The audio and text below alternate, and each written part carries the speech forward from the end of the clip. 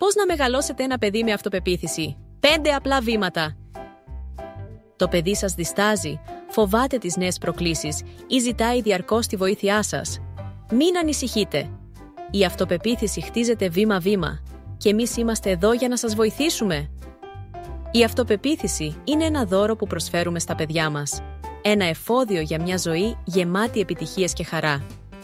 Σαν γονείς, εκπαιδευτικοί και φροντιστές, έχουμε τη δύναμη να δημιουργήσουμε ένα υποστηρικτικό περιβάλλον που ενθαρρύνει την ανάπτυξη της αυτοπεποίθησης. Λάθος. Φόρεσε αυτή την μπλούζα. Τελεία. Σωστό. Θέλεις να φορέσεις την μπλε ή την κόκκινη μπλούζα σήμερα? Δίνοντας επιλογές, ακόμα και μικρές, τα παιδιά νιώθουν ότι έχουν τον έλεγχο και αναπτύσσουν την αίσθηση της αυτονομίας. Αυτό είναι ιδιαίτερα σημαντικό για την ανάπτυξη παιδιού και την ενίσχυση της αυτοεκτίμησης. Λάθος. Μην το αγγίζεις. Θα το χύσεις. Σωστό. Προσπάθησε να πιεις μόνος σου. Αν χυθεί, θα το καθαρίσουμε μαζί. Τα λάθη είναι αναπόσπαστο κομμάτι της μάθησης. Επιτρέψτε στο παιδί να κάνει λάθη, να μαθαίνει από αυτά και να μην φοβάται την αποτυχία. Αυτό είναι ένα πολύτιμο εκπαιδευτικό υλικό για τη ζωή. Λάθος. Μπράβο, είσαι ο καλύτερος ζωγράφος. Σωστό. Μου αρέσει πολύ που προσπάθησες τόσο. Μπορείς να μου πεις τι ζωγράφισες? Εστιάστε στην προσπάθεια και όχι μόνο στο αποτέλεσμα. Έτσι, το παιδί μαθαίνει να μην τα παρατάει και να προσπαθεί ξανά, ανεξάρτητα από το αποτέλεσμα. Λάθος.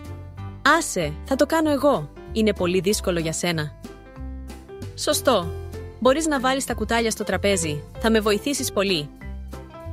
Όταν τα παιδιά συμμετέχουν στις δουλειές του σπιτιού, νιώθουν χρήσιμα και ικανά. Αυτό ενισχύει την αυτοπεποίθησή τους και την αίσθηση της προσφοράς. Λάθος. Δεν μπορώ να το κάνω. Είμαι άχρηστος. Σωστό. Δεν μπορώ να το κάνω ακόμα. Αλλά αν προσπαθήσω, θα τα καταφέρω. Τα παιδιά μιμούνται τα λόγια και τις σκέψεις μας. Διδάξτε τους να σκέφτονται θετικά για τις ικανότητές τους και να πιστεύουν στον εαυτό τους. Είμαστε εδώ για να σας υποστηρίξουμε σε αυτό το υπέροχο ταξίδι της ανατροφής. Πώς ενισχύετε εσείς την αυτοπεποίθηση του παιδιού σας? Μοιραστείτε τις ιδέες σας στα σχόλια.